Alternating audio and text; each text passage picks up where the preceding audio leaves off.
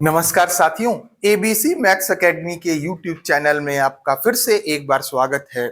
देखिए, आज हम मैथ्स का पूरा 20 क्वेश्चन करने वाले हैं। जैसे ही एग्जाम में आपके क्वेश्चन पूछा जाता है ना, उसी प्रकार के कथन कारण और सही जोड़ी वाले प्रश्न मैथ्स में भी करेंगे। तो चलिए स्टार्ट करते हैं। देखिए, ये क्वेश्चन ना, जो पेपर है 20 प्रश्नों का सेट है, ये थोड़ा इजी से मीडियम लेवल का प्रश्न है। मतलब बहुत हार्ड प्रश्न नहीं है, ऐसे ही प्रश्न हो सकता है आपको एग्जाम में देखने के लिए मिल जाएं। चलिए स्टार्ट करते हैं भाई। पहला क्वेश्चन देखिए क्या है। ये ना आपको अरेंज करने के लिए दिया गया है। अरेंज क्या करना है कि जो स्टेप आता है ना, अभी अभी आया था एग्जाम में किसके, आबकारी वाले में, कि ये स्टेप है सॉल्यूशन, इसको अरेंज करो। तो दिया है क्वेश्चन क्या, 10 विद्यार्थियों का औसत अंक 72 है। यदि एक छात्र के अंक को गलती से 84 की जगह 64 लिख लिया जाए। लिखना कितना था, 84। 84 लिखना था, आपने 64 लिख लिया, मतलब 20 कम लिखा है। 20 कम लिखा है मतलब एवरेज में 20 कम हुआ है, मतलब 10 लोगों में 20 कम जुड़ा है, मतलब 2 एवरेज बढ़ जाएगा। ठीक है, पर हमसे ये पूछा ही नहीं। हमसे ये पूछा है कि औसत निकालिए। तो पहले आप क्या करेंगे, तो देखिए ऑप्शन इसमें देखा जाता है। सबसे पहले बी, त्रुटि निकाल लो। तो त्रुटि भी सबसे पहले निकाल सकते हैं। 84, 64, 20 की त्रुटि। 84 लिखना था, 64 लिख लिया, मतलब कितना कम लिखा है, 20, मतलब 20 ऐड करना पड़ेगा। ठीक है, ये हो सकता है। डी, कुल योग निकाल लो कह रहा है। ठीक है, इसके बाद सी करो, औसत निकालो। नया औसत, नया औसत डायरेक्ट कैसे निकाल लेंगे, जब तक आप सही योग नहीं निकालोगे। पहले पहले ये निकाला, ये भी ठीक है, कुल योग निकाल लिया। 72 एवरेज था, गलत वाला। 10 लोगों का टोटल योग 720। अब इसमें 20 ऐड करो ना, लास्ट में ये वाला है 740 बटे 10 सबसे लास्ट में आएगा। तो सी सबसे लास्ट में आएगा, यहां तो सबसे लास्ट में है नहीं। अब देखो, ये तीनों में सी सबसे लास्ट में है। आगे बढ़ते हैं, ये वाला बी ठीक है पहले, फिर बोल रहा है ए। डायरेक्ट ए कैसे निकाल लेंगे, जब तक कुल योग नहीं निकालेंगे तो सही योग नहीं निकाल पाएंगे, क्योंकि 720 तो यहां पे आया, 720 में 20 जोड़ेंगे ना। पहले 720 तो निकाल लो। ए के पहले डी आना चाहिए, ए के पहले डी आना चाहिए, ये भी नहीं होगा। ठीक है भाई, अब 2 आंसर बचे। अब शुरुआत कर रहा है डी से। डी क्या है, कुल योग पहले। हाँ ठीक है, 72 एवरेज था 10 लोगों का। कुल कुल योग कितना आ गया, 72 गुणित 10, 720। ठीक है सर। फिर बोल रहा है बी। बी मतलब त्रुटि निकालो। ठीक है, त्रुटि निकाल लिया, कोई दिक्कत की बात नहीं है। आगे बोल रहा है ए, 720 में 20 जोड़ो, 740 लास्ट में करो सी, 740 बटे 10। ये तो ठीक नजर आ रहा है, इसको देखो। डी ए, डी निकाल लिए, फिर ए। अरे पहले त्रुटि तो निकाल लो, तब तो इसमें जोड़ोगे। त्रुटि निकाले ही नहीं, पहले जोड़ दिए फिर त्रुटि निकाल रहे हो, तो ये वाला तो नहीं होगा। कौन सा ऑप्शन है, सी। देखो ऐसे प्रश्नों में ना आपको स्टेप्स अरेंज करने होते हैं, चरण को क्रमबद्ध तरीके से अरेंज करना होता है। आबकारी आरक्षक का जो पेपर हुआ था, इसमें स्टैटिस्टिक से लेकर सेम ऐसे ही क्वेश्चन पूछा था कि चरणों में व्यक्त कीजिए कि कौन सा प्रक्रिया पहले की जाएगी। चलिए नेक्स्ट क्वेश्चन देखिएगा। सेम ऐसा ही क्वेश्चन पूछा गया था, फॉर्मूला देखो। दो संख्याओं के घनों का अंतर, दो संख्याओं के घनों का अंतर a cube minus B cube क्या होता है, हम जानते हैं a cube minus B cube है ना। माइनस है तो माइनस आएगा, बाकी सब में प्लस, लेकिन यहां माइनस है, मतलब ये गलत। क्यों, क्योंकि इसका फॉर्मूला होता है a minus B into A square plus A B plus B square. यहां तो माइनस दे दिया है, गलत है सर। आगे बढ़िए। दो संख्याओं के योग का वर्ग, योग का वर्ग, और दो संख्याओं के अंतर का वर्ग का योग, ये कह रहा है। मतलब a plus B whole square plus a minus B whole square क्या होगा, ये कहता है। तो सर ये हो जाता है a square plus 2ab plus B square, और लास्ट ये हो जाता है a square -2ab plus B square. 2ab से 2ab कैंसल, ए स्क्वायर दो बार और बी स्क्वायर दो बार, तो 2 कॉमन निकाल लिया, ए स्क्वायर प्लस बी स्क्वायर। बिल्कुल सही बात है, ये सही है। अब देखो इसको रटना है कि इसका मतलब ये होता है, अगर माइनस होता ना, माइनस होता बीच में, तो ये आ जाता 4ab, माइनस होता तो क्या आता 4ab, लेकिन प्लस है तो क्या आएगा twice of A square plus B square. चलो आगे बढ़ते हैं, आगे बढ़ते हैं भाई। अगर ये याद होता तो ये लिखने की जरूरत नहीं थी। समांतर श्रेणी के n पदों का योग सम बोल रहा है। सम क्या होता है, पदों की संख्या बटे 2 और a प्लस l, जहां पे ये पदों की संख्या है, a पहला पद, ये अंतिम पद, प्रथम पद अंतिम पद दोनों का योग बटे 2 पदों की संख्या। ठीक तो बोल रहा है। तो k और l तो आएंगे, के एल यहां नहीं है, दोनों एक साथ। जे नहीं आएगा, जे नहीं आएगा, जे नहीं आएगा, तो लास्ट वाला नहीं आएगा। अब एम को देखा भाई, ये दो ऑप्शन बच गए, के एल यहां भी है, एम को देख लेते हैं, एम सही है कि नहीं। समांतर श्रेणी के एन पदों की संख्या, मतलब एन का मान निकालना है। एन कैसे निकलेगा, हम जानते हैं टी एन, कौन सा पद, अंतिम पद बराबर प्रथम पद plus A plus N minus 1d होता है। ए इधर आएगा तो T N minus 1 upon D, और ये -1 इधर आएगा तो +1। देखो यही है क्या एन की वैल्यू, टी एन अंतिम पद, अंतिम पद, nth term, last term, minus a, minus है क्या, प्लस है सर, यहां तो माइनस नहीं प्लस है, ये नहीं बनेगा, और +1 है, यहां -1 दिया है। सर्वांतर तो नीचे डी तो है, लेकिन यहां पे साइन चेंज कर दिया। ऑप्शन कौन सा है, के और एल। अब देखो ऐसे क्वेश्चन पूछे गए हैं बाबू, जहां पे आपको क्या बताना है, सही उत्तर चुनना है कि कौन सा कथन सत्य है।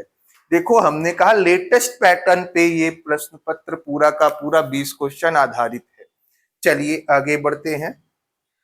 240 के गुणनखंडों की संख्या बताएं जो 5 के गुणज हों। सबसे पहले अभी इसको छोड़ दो, अभी इसको छोड़ दो। अब आप देखो 240 के गुणजों की संख्या, 240 के गुणजों की संख्या कैसे निकलेगी। 240 में 0 मतलब ये 10 ऐसे निकाल लिया करो, यदि 0 है ना तो 10 ऐसे निकाल लिया करो। इसको लिख सकते हैं 8 गुणित 3, किसको 24 को, और इसको 2 गुणित 5। 8 को लिख सकते हैं 2 की घात 3 इंटू 3 की घात 1 इंटू 2 की घात 1 इंटू 5 की घात 1। आप बोलेंगे ठीक है, 2 की घात 3 और 2 की घात 1, 2 की घात 4 इंटू 3 की घात 1। अब देखो 5 की घात 1। अगर कहता 240 के गुणनखंडों की संख्या, तो संख्या निकालनी है ना, तो 4 से 1 बड़ा 5, पावर से 1 बड़ा, 1 से बड़ा 2, 1 में 1 जोड़ो 2, सबका गुणा करते 5 दूना 10 दूना 20 आ जाता, 20 आ जाता।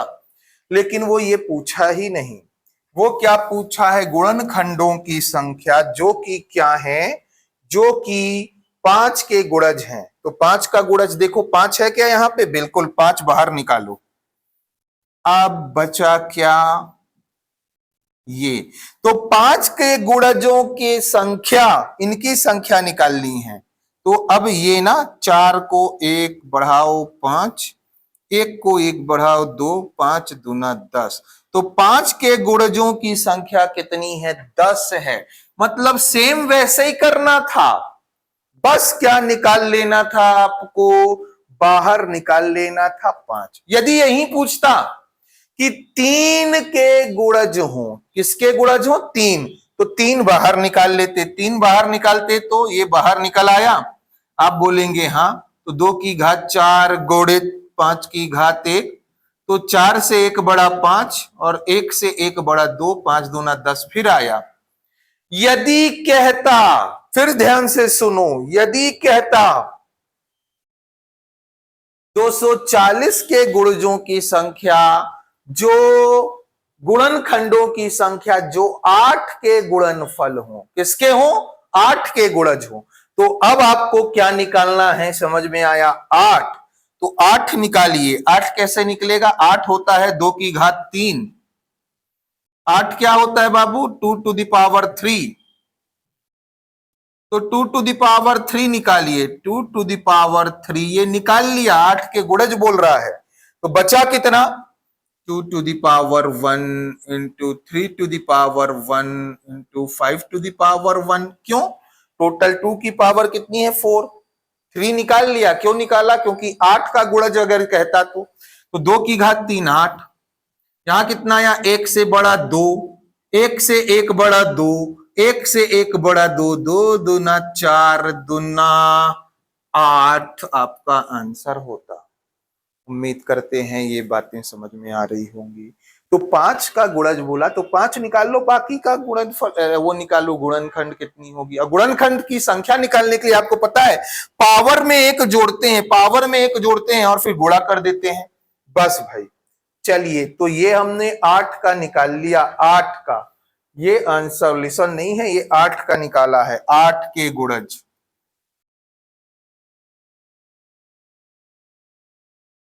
चलो आगे बढ़ते हैं। आंसर क्या है इसका? Option number A.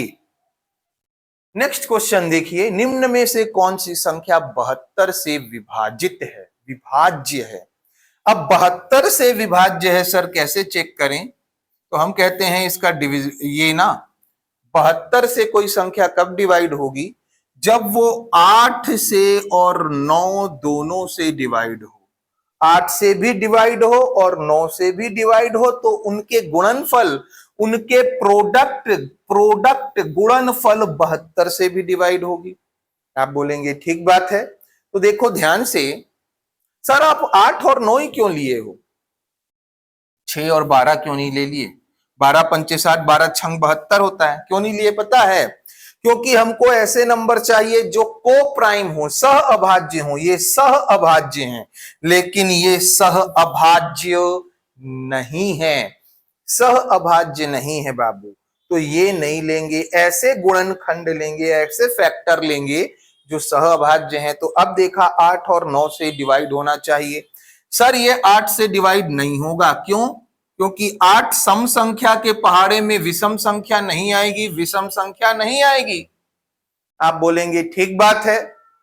सर 8 से डिविजिबिलिटी रूल कहता है लास्ट का 3 डिजिट को डिवाइड करो। 8 चौक 32, 4 बचा 44 हो गया, 8 पंचे 40। 8 से डिवाइड नहीं होगा। 3 आंसर नहीं हो सकते, यही आंसर है। देख लो, वो 8 से भी डिवाइड होगा और 9 से भी होगा। 6 4 10 8 18 9 27, 9 से भी डिवाइड हो रहा है और साथ में 8 से भी हो रहा है। 8 और 9 दोनों से हो गया, मतलब 72 से तो होना ही है। चलिए भाई नेक्स्ट क्वेश्चन देखते हैं। कथन कारण से रिलेटेड क्वेश्चन आ गया है। देखो, यदि किसी वाहन की गति दोगुनी कर दी जाए तो समान दूरी तय करने में लगा समय आधा हो जाता है। समान दूरी, दूरी देखो, जब d कांस्टेंट हो तो स्पीड ना डबल हो रही है, 1 से 2 हो रही है। तो टाइम क्या होगा? ये इधर 2 से 1 आधा हुआ कि नहीं? सही कह रहा है, कथन तो सही है, कथन तो सही है। क्यों ऐसा? इसको अगर समझ में नहीं आया ये, तो इसको हम दूसरे तरीके से समझाते हैं। देखो ध्यान से, मान लो आपको 200 किलोमीटर जाना है, स्पीड है आपकी 20 किलोमीटर प्रति घंटा। तो टाइम क्या आ गया सर? 10 20 से जाएगा कितना घंटा आ गया, 10 घंटा। आप बोलेंगे ठीक है, लेकिन अब देखो ये T1 था, मान लो आपको दूरी वही चलनी है 200 किलोमीटर ही, लेकिन अब स्पीड बढ़ा दिए, 20 की जगह डबल कर दिए 40 किलोमीटर प्रति घंटा। तो 4 पंचे 20, कितना आया, 5 घंटे नहीं आ गए? आप बोलेंगे हाँ सर बिल्कुल आ गए, T2 5 घंटा। तो स्पीड डबल किया तो टाइम आधा हो गया, देखो 10 से 5 हो गया, आधा हो गया, आधा हो गया। वही तो कह रहा है, समान दूरी तय करने में, 200 किलोमीटर तय करने में यदि दोगुनी की जाए स्पीड तो टाइम आधा हो जाएगा। अरे बहुत तेज डबल स्पीड से चलाओगे तो आधे टाइम में पहुंच जाओगे। सिंपल सी बात है यार। समय गति के समानुपाती होता है, समानुपाती नहीं होता, व्युत्क्रमानुपाती होता है, व्युत्क्रमानुपाती। इनवर्सली प्रोपोर्शनल होता है बाबू, चाल इनवर्सली प्रोपोर्शनल होती है टाइम के। ये बढ़ता है तो ये घटता है, ये गलत है। तो ए सत्य है, आंसर सी इसका राइट आंसर है भाई, आंसर सी। चलिए नेक्स्ट क्वेश्चन देखिएगा। 15, 24, 32 और 45 का लघुत्तम समापवर्त्य मतलब एलसीएम निकालो। पता नहीं आप कैसे निकालते हैं, पर हमारी अप्रोच देखिए, ऐसे ही बनाना है सर। कभी भी ना इवन नंबर है उसका एलसीएम ऑड नहीं आएगा, आंसर नहीं हो सकता। आप बोलेंगे ठीक बात है सर, 45 का गुणनफल होगा एलसीएम, क्योंकि एलसीएम इन सब से डिवाइड होना चाहिए, इन सब से विभाजित होना चाहिए। तो 45 से भी डिवाइड होगा, 45 में छुपा है 9 गुणित 5, मतलब 9 से भी होगा और 5 से भी होगा। 5 से ये डिवाइड नहीं हो रहा, 5 से ये नहीं हो रहा, एक ही आंसर हो सकता है। ये क्यों कट गया? क्योंकि विषम संख्या के पहाड़े, सॉरी सम संख्या के पहाड़े में विषम संख्या नहीं आएगी। 45 में छुपा है 5 और 9, 5 से ये डिवाइड नहीं होगा, होगा क्या? जब 5 से ही नहीं होगा तो 45 से कैसे होगा और 15 से कैसे होगा? 5 से ही नहीं होगा तो 45 से कैसे होगा और 15 से कैसे होगा? आंसर क्या आ गया? 1444। आप में से सभी कोई ये बना लेगा, लेकिन ऐसा अप्रोच शायद सारे बच्चे ना बना पाए। आप ऐसा कुछ बनाएंगे 15, 24, 32, 32 और 45, क्योंकि देखो समझो, आपके एग्जाम 2 घंटे का होना है और 50 क्वेश्चन आने हैं, तो यही सब क्या है, क्वेश्चन आपके टाइम बचाते हैं। देख के आंसर मार्क करो। 2 घंटे मतलब 120 मिनट में 100 क्वेश्चन, खासकर उसमें मैथ्स और रीजनिंग के 50 क्वेश्चन। थोड़ा लेंदी पेपर आया तो आपसे अटेम्प्ट नहीं हो पाएगा। स्मार्ट वर्क कीजिए, डिवाइड कीजिए 3 से, 3 से, 3 से कट जाएगा, 3 पंचे 15, 3 सत्ते 21, 3 अट्ठे 24, 32 और 15 तिया 45। सर इससे कटेगा 5 से, 5 से, 5 एकम 5, 8, 32, 5 तिया 15। सर 8 से कटेगा, 8 से, 8 से, 8 एकम 8, 8 चौक 32, 3 और किसी से कट तो नहीं रहा, तो हम क्या करते हैं, सबका गुणा कर लेते हैं। 3, 5, 8, 4 और 3, तो देखो 3 तिया 9, पंचे 45 और 45 चौक कितना, 180, 18 दूना 36, 4 18 चौक 72, 18 अट्ठे 144 और 1 0, 1440 आपका राइट आंसर आया। देखो आंसर वही आ रहा है, पर हम कह रहे हैं अप्रोच देखिए। सर जो भी आंसर आएगा वो एलसीएम है, तो वो इन सभी का एलसीएम है, इन सभी से डिवाइड होना चाहिए, डिवाइड होना चाहिए। 24 से भी होना चाहिए, तो ये 32 से भी होना चाहिए। 32 तो खुद सम संख्या है, विषम संख्या नहीं आएगी। 45 से होना चाहिए, 45 से होना चाहिए मतलब 5 से होना चाहिए, 5 से नहीं कट रहा, 5 से नहीं कट रहा, एक ही आंसर हो सकता है। चलो ऐसा सोचा करो थोड़ा। देखो 4 घंटे 20 मिनट को 12 घंटे के भिन्न के रूप में दर्शाएं, मतलब 4 घंटे 20 मिनट, इसको घंटे में बदल लो पूरा 20 मिनट को। तो 4 घंटे 20 मिनट मतलब 20 मिनट को घंटे में बदलने के लिए 60 से डिवाइड करना पड़ेगा। 20 एकम 20 तिया 60, कितना आया 4 1/3, 4 सहित 1/3। इसको सॉल्व करना है, गुणा करो, 4 तिया 12 और 1 13/3। अब इसको हमको 13/3 को 12 घंटे के रूप में लिखना है। देखो 12 से डिवाइड करो, 13/3 गुणित 12 दूना 24, 12 तिया 36। आंसर क्या आ रहा है? ऑप्शन नंबर ए इसका राइट आंसर है भाई। चलिए नेक्स्ट क्वेश्चन देखिए। सेम ऐसा ही क्वेश्चन हमने देखा है कहां पे? आपके आबकारी आरक्षक ने, और उसको हमने ना नाम चेंज करके डेटा चेंज किया है, बस डेटा और नाम चेंज है। देखिए आबकारी आरक्षक ने ऐसे ही क्वेश्चन पूछा था, अदानी और अंबानी की कुल आय इतनी है, ठीक है, अंबानी अपनी आय का इतना और अदानी अपनी आय का इतना खर्च करता है, खर्च दिया है, दोनों की बचत का अनुपात, ये अनुपात काहे का दिया है? बचत का। तो आपको भी क्या निकालना है? बचत। तो बचत कैसे निकलेगी देखो पहले। सर 2,72,000 रुपए हैं। अब इसमें से अदानी, अदानी का एक्स है, ये अदानी हो गया मान लो, और ये अंबानी है, इसकी सैलरी वाई है, इसकी आय वाई है। अंबानी अपनी आय का 65% खर्च करता है। अंबानी ना 65% खर्च कर दिया, 65 खर्च किया, तो बचाया कितना? 35 नहीं बचाया, 35%। आप बोलेंगे हाँ ठीक है, ये बचत है। अदानी का क्या दिया है? अदानी अपनी आय का 72% खर्च करता है, ये 72% खर्च कर रहा है, खर्च है, तो बचाया 28%। आप बोलेंगे ठीक है।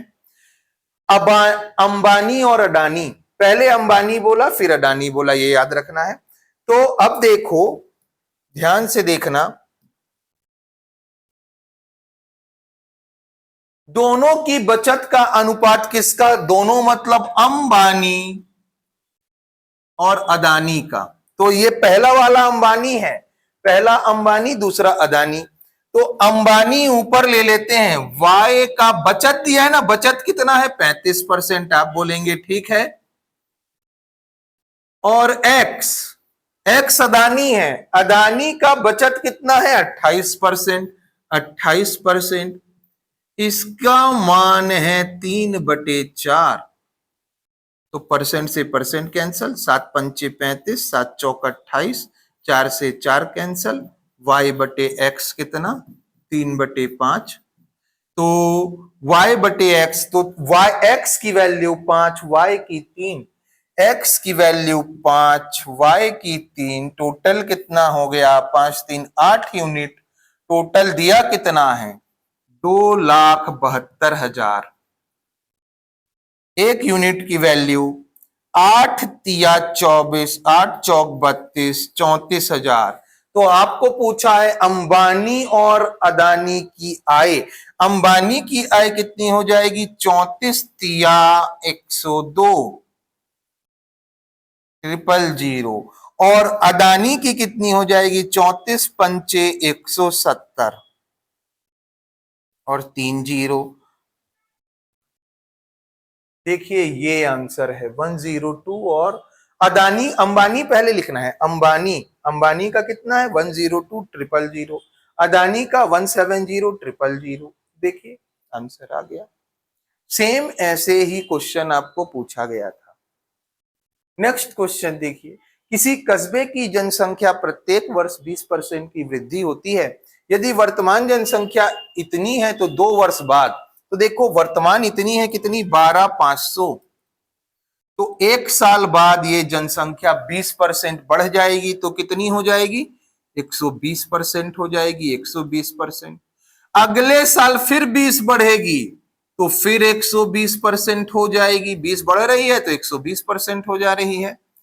डबल जीरो से डबल जीरो, डबल जीरो से डबल जीरो, चलो 12 12 में 144, 125 किया, गुणित 144, 125 मतलब 8 से डिवाइड करो, 8 एकम 8 और 8 अट्ठे 64, 18,000 आंसर कितना है? 18,000 आपका राइट आंसर है भाई। इनको इनको गुणा करेंगे तो ये आएगा। क्या किया सर आपने, लेकिन इतना जल्दी गुणा कैसे कर लिया? तो देखो एक चीज आपको बता देते हैं, 5 से गुणा करना है ना, इससे अच्छा आप क्या करो, 2 से डिवाइड कर दो और एक जीरो चिपका दो। 25 से गुणा करना है तो ध्यान देना, 4 से डिवाइड करो और 2 जीरो चिपका दो। 125 से करना है तो 8 से डिवाइड करो और 3 जीरो चिपका दो। अब 125 का पहाड़ा आप सभी को तो नहीं आता, हमको पता है आप में से बहुत कम लोग को आता है या किसी को नहीं आता। तो आप 125 से गुणा करने से अच्छा क्या है, इसको 1000/8 लिखेंगे और 144, 8 से डिवाइड कीजिए, 8 एकम 8, 8 अट्ठे 64, 18 के आगे 3 जीरो। बताओ इजी कौन सा था? ये इजी था कि ये इजी था? आप बोलेंगे सर ये इजी है। तो ये याद रख लो, एग्जाम में, हर एग्जाम में कभी ना कभी यूज होगा ही होगा। किसी ना किसी क्वेश्चन में या तो 5 का गुणा आएगा, या तो 25 का आएगा, या 125 का आएगा। अभी इसी क्वेश्चन पेपर में ना 5 का गुणा आया है। कहां पे आया देखो, ध्यान से देखो। ये तो आपने देखा, हमने जल्दी से गुणा कर लिया, हमने गुणा नहीं किया, हमने इसको आधा किया। 34 का आधा 17, 3 जीरो तो था ही, एक जीरो और चिपकाना है, क्योंकि 5 के लिए एक जीरो चिपकाओ आधा करके। तो देखो आधा किया और एक जीरो एक्स्ट्रा, 3 जीरो तो था ही था, एक जीरो एक्स्ट्रा। हम कह रहे हैं लिखित ले लीजिए, हर एग्जाम में 5 का गुणा, 25 का गुणा और 125 का गुणा का यूज होता ही होता है। आपने नोटिस ना किया हो पर ये होता ही होता है। तो ये बहुत इंपॉर्टेंट है, इसको याद रखिए। कम से कम 125 का याद ही रखो, क्योंकि 125 का पहाड़ा हमको नहीं आता। तो क्या करना है, 8 से डिवाइड और 3 जीरो चिपकाना है बस। चलिए देखिए ये क्या कहता है, कोई धनराशि निश्चित साधारण ब्याज की वार्षिक दर पर 5 वर्षों में इतनी और 8 वर्षों में इतनी हो जाती है। तो ध्यान से देखना, कोई धनराशि है, पी है, मान लो पी, ये ना 5 वर्ष में, 5 वर्ष में कितने रुपए हो जा रही है, 12,000, और 8 वर्ष में कितनी हो जा रही है, 14,000। आप बोलेंगे ठीक है सर, 14,400 है, 14,400 रुपए। आप बोलेंगे ठीक है, पर एक चीज ये बताओ हमको, जब ये 5 से 8 हो रही है तो कितने साल का ब्याज लगा, 1 साल, 2 साल, 3 साल। क्यों? 5 साल और 8 साल में डिफरेंस कितने साल का, 3 साल का। तो कब कब लगा होगा ब्याज, A6 छठवां साल का, 7वां साल और 8वां साल, 1 साल, 2 साल, 3 साल। तो कितने साल का ब्याज लगा है एक्चुअल में, यहां से यहां जाने में, यहां से यहां जाने में कितने साल का ब्याज लगा है? आप बोलेंगे सर 3 साल का। तो 3 साल में कितना ब्याज लगा टोटल? तो 3 साल में ब्याज जो लग गया सर, ये ब्याज लगा 14,400 में 12,000 घटाया 2,400, 2,400 रुपए मिले 3 साल में। तो ये बताओ हमको 1 साल में कितना मिला होगा, 1 साल में। तो 3 से डिवाइड करो, 3 सत्ते 21, 3 अट्ठे 24, 8,000 रुपए। आप बोलेंगे 24,000 नहीं है, 2,400 है, 2,400 है ये। अरे 2,400 है ना, 14,400 में 12,000 घटाया तो 2 4 में से 2 गया 2, 4 का 4, 2,400 आ गया। 3 सत्ते 21, 3 अट्ठे 24। 1 साल में ब्याज 800 रुपए, 1 साल में 800 लगा है। और यहां से देखिए तो मूलधन से A5 जाने में 5 साल में कितना ब्याज लगा, 1 साल, 2 साल, 3, 4 और 5 साल ब्याज लगा है। कैसे? 1, 2, 3, 4, 5। तो यहां से मूलधन से यहां गए तो 5 साल का ब्याज जुड़ा। 1 साल का ब्याज बराबर 800, तो 5 साल का ब्याज बराबर कितना? 800 गुणित 5, 8 पंचे 40, 4,000 रुपए ब्याज लगा है। यहां से यहां जाने में 4,000 का ब्याज लगा है, टोटल 4,000। मतलब 4,000 जुड़ा, 4,000 जुड़ा तो 12,000 आया, 4,000 जुड़ा तो 12,000 आया, 4,000 जुड़ा तो 12,000 आया। किसमें 4,000 जुड़ा? प्रिंसिपल में। तो प्रिंसिपल कितना था? 8,000। क्योंकि 8,000 में 4,000 जोड़ोगे 5 साल का ब्याज, 5 साल का ब्याज जोड़ा तो 12,000 आया। तो कितना प्रिंसिपल था? मूलधन 8,000। बहुत बढ़िया क्वेश्चन था। कौन सा आंसर आया? ऑप्शन नंबर डी इसका राइट आंसर है। चेक कीजिए। नेक्स्ट क्वेश्चन देखिएगा, कथन कारण से रिलेटेड है। यदि मूलधन और ब्याज को समान रखते हुए समय को दोगुना कर दिया जाए तो साधारण ब्याज भी दुगुना हो जाएगा। देखो, हम जानते हैं साधारण ब्याज क्या होता है? मूलधन गुणित दर गुणित समय बटे 100। अब वो कह रहा है मूलधन और रेट ऑफ इंटरेस्ट ब्याज को समान कर दो, मतलब कांस्टेंट कर दो, तो इसको हटा दो। तो साधारण और टाइम को दोगुना कर दो, टाइम दुगुना कर दो, टाइम ना दुगुना कर दो, तो टाइम दोगुना कर दो।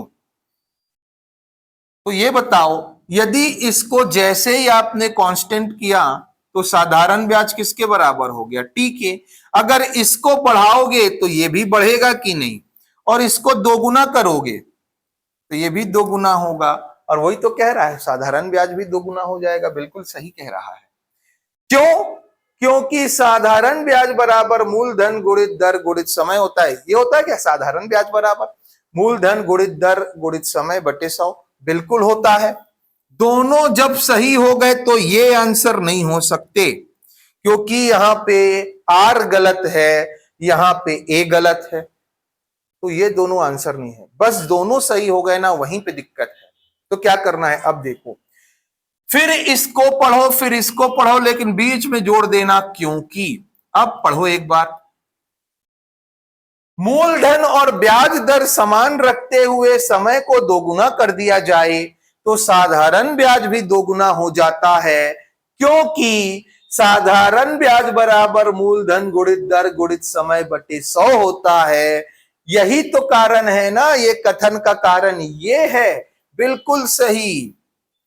ए और आर दोनों सत्य हैं, उसकी व्याख्या कर रहा है। तो ऑप्शन नंबर ए सही आंसर है। बस कथन कारण में ना यही ध्यान रखना है, यदि दोनों सही हो जाते हैं तो दोनों के बीच क्योंकि वर्ड डालो और दोनों को जोड़ो। जोड़ो मतलब फिर एक साथ पढ़ो क्योंकि डालकर। चलिए नेक्स्ट क्वेश्चन। एक वस्तु पर 20% की छूट देने के बाद प्रशांत उसे इतने रुपए में बेचता है। यदि 28% और 28% का लाभ कमाता है। देखो, वो दिया है क्या? डिस्काउंट और प्रॉफिट दिया है। हम क्या जानते हैं? MRP upon CP is equal to, चलो पूरा अच्छे से बता देते हैं। एमआरपी में कितने की छूट? 20% की छूट। तो बेचा कितने में? 80% में। आप बोलेंगे ठीक है, एमआरपी में 20 की छूट, 20 कम में बेचा तो 80% में बेचा। और लाभ कमाया 28% का, 28 का लाभ। तो लाभ तो सीपी में कमाता है, सीपी पे लाभ कमाता है 28 का लाभ। तो एक 28 ज्यादा में बेचा होगा, 28 ज्यादा तो 128 में बेचा होगा। ये भी बेचने का मूल्य है, ये भी विक्रय मूल्य है। विक्रय मूल्य दोनों है, दोनों सेलिंग प्राइस है, दोनों बराबर हैं। तो 100 से 100 कैंसल। तो एमआरपी अपॉन सीपी कितना आया? 128 बटे 80। तो सीपी कितना? 80, एमआरपी कितना? 128। अब कहता है यदि वस्तु को बिना किसी छूट के बेच दिया जाए, मतलब इतने में ही बेच दिया जाए, बिना किसी छूट में मतलब एमआरपी में ही बेच दिया जाए, तो कितने का प्रॉफिट, कोई छूट ना दे, इतने में ही बेच दें, तो प्रॉफिट कितने का, 20, 20, 28, 48 का। कहां से प्रॉफिट होता है, सीपी से, इंटू 100%, 8 छंग 48, 60% प्रॉफिट हो रहा है। देखिए, ध्यान दीजिए। अब इसका मतलब ही नहीं है, उसकी जगह कुछ भी दिया होता ना, 500 दिया होता, 600 दिया होता, 900 दिया होता, या 1111.111111 जितनी बार लिख लो, कुछ भी दिया जाए, आंसर यही आएगा, क्योंकि परसेंट निकालना है। ध्यान से देखना। अब देखो, ध्यान से सुनो एक बार और, इसको ना डायरेक्ट यदि हमको बनाना हो तो हम कैसे बनाते हैं, जब भी डिस्काउंट दे और प्रॉफिट दे या लॉस दे, तो एमआरपी बटे सीपी डायरेक्ट लिखो, एमआरपी बटे सीपी कैसे लिखना है, और जो डिस्काउंट है ना उसको 100 में घटाओ, 100 में घटाया 80, नीचे लिखो 80, और प्रॉफिट को ऐड करो 128, बस। ये देखो, एमआरपी 128, सीपी 80, और कहां से आया, यहां से आया, यहां से आया भाई। चलो आगे बढ़ते हैं। दिव्या 1 रुपए में 25 टॉफी खरीदती है, सेम ऐसा ही क्वेश्चन फिर आबकारी में आया है, फिर आबकारी में ऐसा क्वेश्चन आया है, बहुत बच्चों को प्रॉब्लम थी, इसलिए हमने ये क्वेश्चन भी डाल दिया। देखो कैसे बनाना है, बहुत सारे तरीके हैं, एक तरीका जो दिमाग में अभी आ रहा है वही बताते हैं आपको। 1 रुपए में 25 टॉफी, तो 25 टॉफी कितने रुपए में, 1 रुपए में। तो हमको ये बताओ, एक टॉफी कितने में खरीदेगी, एक टॉफी, क्यों, एक टॉफी जितने में खरीदेगी, 25, 1/25 रुपए। ये क्या है, खरीद रही है। अब खरीदी मूल्य पर ही तो प्रॉफिट होता है, एक टॉफी को इतने में खरीदी, अब इसी पे प्रॉफिट होगा, 1/25 पर प्रॉफिट हुआ, तो एसपी कितना आया, एसपी, एसपी किसका, एक टॉफी का, एसपी किसका, एक टॉफी का एसपी, 1/25। अब इसको 25% के प्रॉफिट में बेचे तो 125 में बेचेगा, 125% में, 25 पंचे 125, 5 दूना 10, कितना आया, 1/20। तो एक टॉफी का एसपी कितना आया, 1/20 रुपए, एक टॉफी का एसपी 1/20 रुपए। तो पूछा है 1 रुपए में कितनी टॉफी, 1 रुपए में कितनी टॉफी, तो 1 रुपए में, 1 रुपए में 1 रुपए चाहिए, 20 नहीं चाहिए, 20 इधर भेजो, 20 टॉफी बेची जाएगी, एसपी कितना आएगा, 1 रुपए में कितनी टॉफी बेची गई बाबू, 20 टॉफी बेची गई। चेक करो, 1 रुपए में 20 टॉफी कहां से निकाला, एक टॉफी कितने रुपए में, तो एक टॉफी इतने रुपए में खरीदी गई, बेची जाएगी 25% प्रॉफिट में, तो इतने में, कितने में बेची गई एक टॉफी, एक टॉफी इतने रुपए में। आपको ये नहीं पूछा कि एक टॉफी कितने में बेची गई, वो पूछा है 1 रुपए में कितना बेचोगे, तो 1 रुपए में 20 नहीं चाहिए, 1 रुपए बस चाहिए, 20 इधर ट्रांसफर करो, 20 टॉफी बेचेंगे 1 रुपए में। ऑप्शन नंबर सी इसका राइट आंसर है। इंपॉर्टेंट क्वेश्चन है, बहुत इंपॉर्टेंट क्वेश्चन है, क्यों, अभी अभी आपके एग्जाम में पूछा है। चलिए आगे बढ़ते हैं। एक ट्रेन 90 किलोमीटर की रफ्तार से इतने की दूरी तय करती है, तो लगा समय ज्ञात कीजिए। हम जानते हैं चाल बराबर दूरी बटे समय, 90 किलोमीटर प्रति घंटे की चाल से 270 किलोमीटर की दूरी चलती है, तो टाइम बताएं, किलोमीटर से किलोमीटर कैंसल, 9 तिया 27, टाइम इज इक्वल टू 3 घंटे। 3 घंटे तो नहीं दिया, क्यों? क्योंकि सेकंड में दिया है। हम जानते हैं 1 घंटे में 3600 second,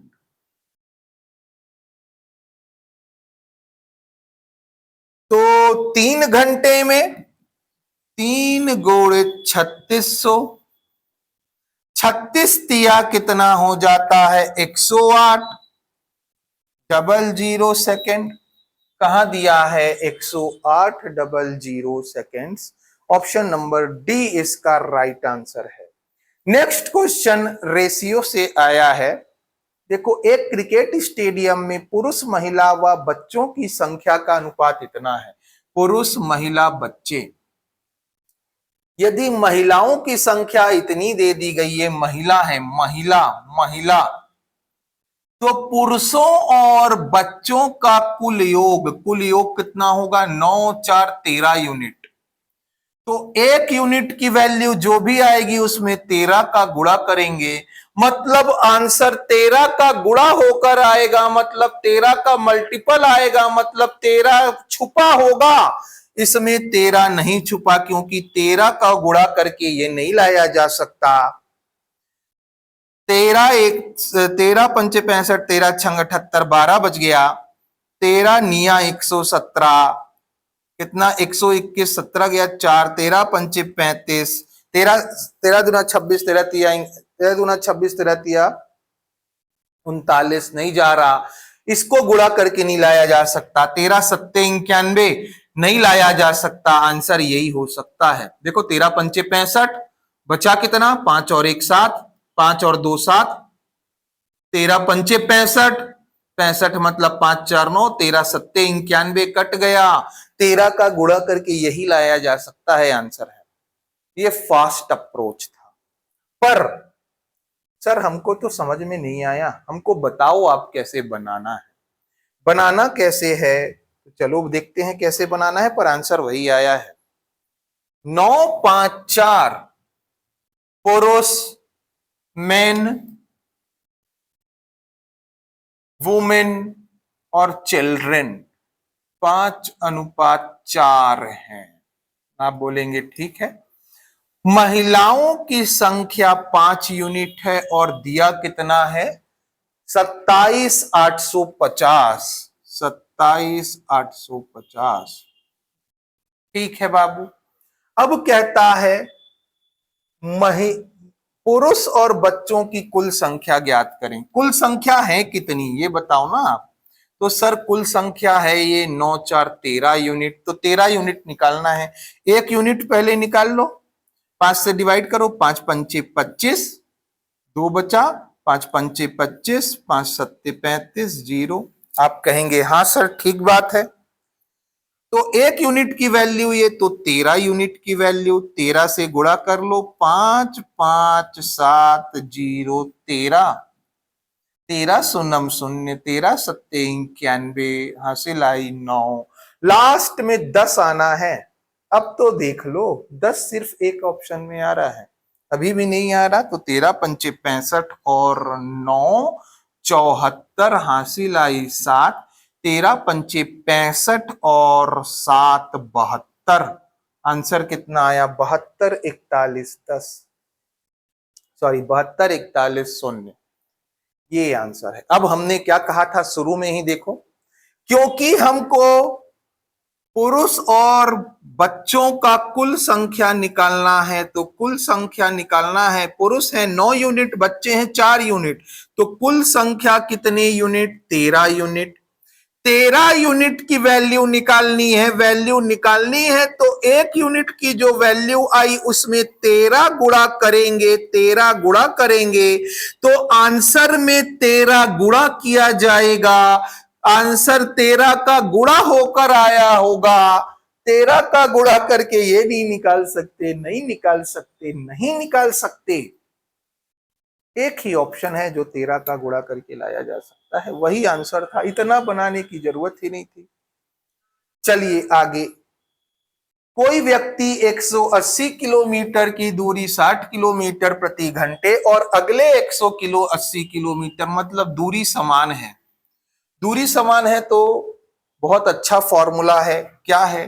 2xy upon x plus y, क्या है? एवरेज स्पीड का। एवरेज स्पीड निकालनी है ना, तो चलो करो, क्या है? 2 into 60 into 90 upon 60 plus 90 is equal to 150। 15 तिया 45, 15 चौक 60, 9 चौक 36, दूना 72 किलोमीटर प्रति घंटा। देखिए आंसर आ गया। चलिए नेक्स्ट क्वेश्चन भाई। एक नाव की चाल अनुप्रवाह में, अनुप्रवाह मतलब धारा की दिशा में, डाउन स्ट्रीम में, अलोंग द वाटर, क्या है? क्या है डाउन द स्ट्रीम? मतलब बी प्लस डब्ल्यू, मतलब बोट और वाटर दोनों जुड़ जाएंगे, 20 किलोमीटर प्रति घंटा है। और अगेंस्ट द वाटर, धारा की विपरीत दिशा में, बी माइनस डब्ल्यू है, 12 किलोमीटर प्रति घंटा। देखो ध्यान से, जब भी ऐसा दे तो जोड़ो, दोनों को जोड़ो। जोड़ोगे तो कितना आएगा? 32। आधा कर दो, कितना आया? 16। शुरू वाले की वैल्यू निकल आएगी, मतलब बी की। यदि बोलता धारा की चाल निकालिए, स्पीड ऑफ वाटर, तो दोनों को घटाते, घटाते तो आता 8, आधा कर देते तो आता 4, वाटर का हो जाता 4। चेक करो, 16 4 20, 16 में 4 गया 12। मतलब अनुप्रवाह और ऊर्ध्व प्रवाह,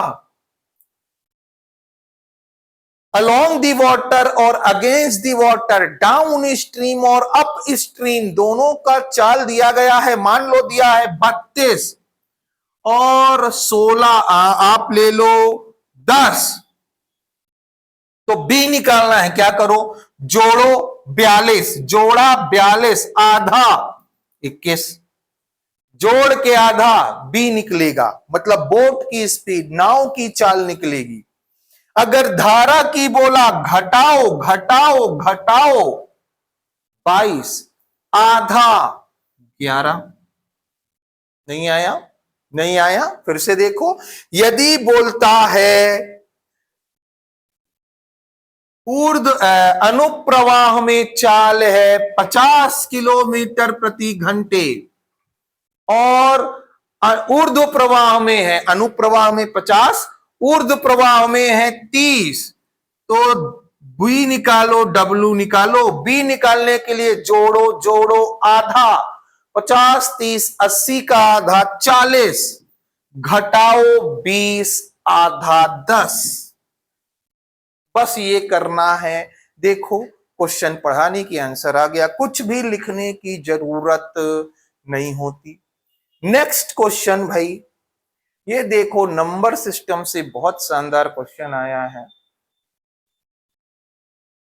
आपको कहता है कि इनको गुणा करने पर इकाई के स्थान पर 4 आ रहा है, तो ये बताइए एट द रेट पर क्या आए कि गुणा इकाई के अंक पे 4 आए। तो हमको ये पता है कि इकाई का अंक लेते हैं, सबका इकाई का अंक निकालना है तो इकाई का अंक ले लेते हैं, तो वहां पे 6 है। दूसरे में एट द रेट है, अभी छोड़ दो इसको। तीसरे में है 1, चौथे में है 4, इसमें है 9। देखो इकाई का अंक देखो, 9 चौक 36 में 6, 6 एकम 6, इससे गुणा नहीं करते क्योंकि पता ही नहीं क्या है ये, इधर गुणा कर लेते हैं। 6 छंग 36, 6 आया। अब इसको गुणा इसमें करना पड़ेगा। सर क्या लिख रहे हो, नहीं आ रहा समझ में? चलो हम एक बार ना एट द रेट लास्ट में लिख लेते हैं। 6 आया, एट द रेट छोड़ देते हैं, 1 लिख लेते हैं, फिर लिख लेते हैं 4, फिर लिख लेते हैं 9, फिर एट द रेट लास्ट में। अब देखो शायद समझ में आए। 6 एकम 6, 6 चौक 24, 9 चौक 36, तो 6 गुणित 8, at the rate. At the rate पे क्या रखें कि इकाई के अंक में 4 आ जाए? यही तो पूछ रहा है कि इकाई का अंक 4 आ रहा है, तो 1 रखेंगे, तो 6 आएगा। ये तो 4 पूछा है, नहीं 1 नहीं रख सकते। 2 पढ़ो, 6 दूनी 12 नहीं, 6 तिया 18, 18 है नहीं, 6 चौक 24, 6 चौक 24, 24 में इकाई का अंक 4, 4 तो दिया ही नहीं सर, क्वेश्चन गलत है क्या? नहीं, आगे पढ़िए। 6 चौक 24, 4 नहीं दिया तो 6 पंचे 30, 6 छंग 36, 6 सत्ते 42, 6 अट्ठे 48, 6 निया 54। आंसर कितना आया? 4। आंसर क्या मतलब, सॉरी, क्या है इसमें? आंसर क्या आया? 9। देखो 6 निया 54, 6 निया 54 भी होता है, दोनों एक साथ नहीं देगा, 4 और 9 दोनों एक साथ नहीं देगा आपको। आंसर क्या है? Option number D. चलिए नेक्स्ट क्वेश्चन देखिए, ये है क्या श्रेणी से 100 पदों का योग पूछा है। तो सबसे पहले देखते हैं क्या हो रहा है यहाँ पे। 4 1 9 4 1, सर 4 1 4 1 जुड़ गया, 4 1 से 4 कैंसल, 1 से 1 कैंसल, 9 से 9 कैंसल, मतलब 6 पद में 0 आ रहा है आंसर, अगले 6 पद में भी 0। तो देखो 6 पद में आंसर 0 है, तो अगले 6 में भी 0 होगा। आप बोलेंगे हाँ, तो मतलब 12 पद में कितना हो जाएगा? 0। 6 दूनी 12, 6 तिया 18 में भी 0। आप बोलेंगे ठीक है। तो ऐसा करते करते 6 दाहम 60, 16 पंचे 80, 16 छंग 96, 96 पद में भी 0, क्योंकि 96 देखो 6 दूनी 12, 6 तिया 18, तो 16 छंग 96, 96 पद का आंसर 0 आएगा। बचा कितना? 100 पद का निकालना है, तो 4 पद बच गए, वही 4 पद फिर रिपीट होते जा रहे हैं, देखिए फिर रिपीट होते जा रहे हैं। तो 4 पद का योग निकालना है, 4 टर्म का। 4 टर्म में 4 से 4 कट गया, 1 माइनस 9 -8 आंसर आ रहा है। ध्यान से देखिए, -8 इसका राइट आंसर है भाई। चलिए बहुत शानदार क्वेश्चन था। लास्ट क्वेश्चन सेशन का क्या कहता है? देखो क्वेश्चन बहुत ही बढ़िया है, छत्तीसगढ़ विधानसभा से रिलेटेड है, बहुत मजा आया क्वेश्चन बनाने में। ये छत्तीसगढ़ विधानसभा में एकदम वही वैसा ही है जैसे विधानसभा में आपकी संख्या है, ये क्वेश्चन बनाया गया। देखिए छत्तीसगढ़ विधानसभा में 89 विधायकों की औसत आयु 40 है। तो हमने इसको बनाने का एवरेज के क्वेश्चन को बहुत अच्छा तरीका बताया है। नंबर लिखिए, एवरेज लिखिए और सम लिखिए। सम बराबर क्या होता है? Number into average. 40 लोगों की आयु है कितनी? 89, तो कितना आएगा? 0 का 0, 9 चौक 36 और 8 चौक 32 और 3 35। आप बोलेंगे ठीक है। आगे बढ़ते हैं, देखिए कितना?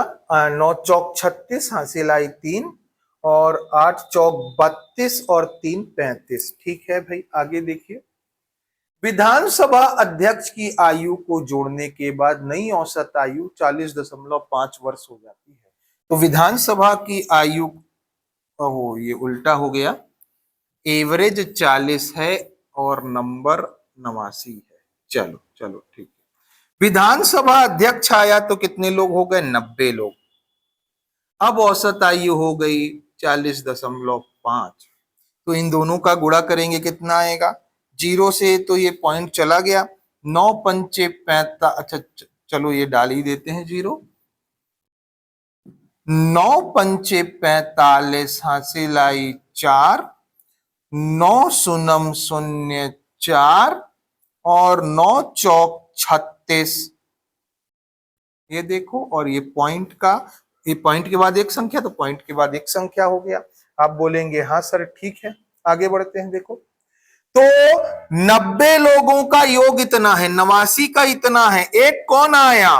विधानसभा अध्यक्ष उसी की आयु होगी, तो घटाइए कितना आता है भाई, तो सर 40 40 80 और 5 85, 85 इसका राइट आंसर है।